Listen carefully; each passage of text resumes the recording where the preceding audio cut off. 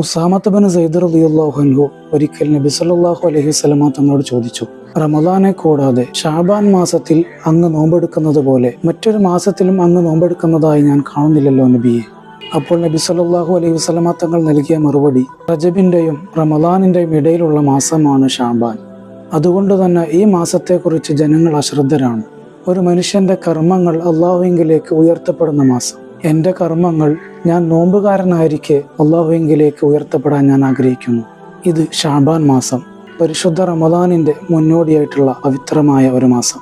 മനുഷ്യന്റെ ഒരു വർഷത്തെ കർമ്മങ്ങൾ അള്ളാഹുവിലേക്ക് ഉയർത്തപ്പെടുന്ന മാസം. അള്ളാഹു തആല ഹബീബായ മുത്തനബി സല്ലല്ലാഹു അലൈഹി വസല്ലമ തങ്ങളുടെ മേൽ സ്വലാത്ത് ചൊല്ലാൻ കൽപ്പിച്ചുകൊണ്ട് ആയത്തിറങ്ങിയ മാസം.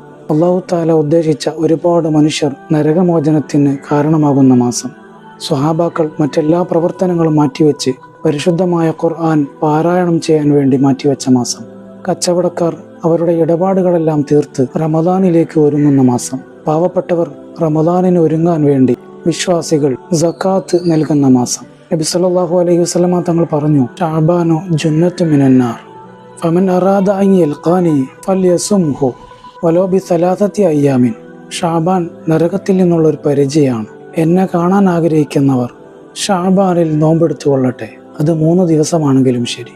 ഈ പവിത്രമായ മാസം മുതലെടുക്കാൻ അള്ളാഹു നമുക്ക് തൗഫീഖ് നൽകുമാറാവട്ടെ.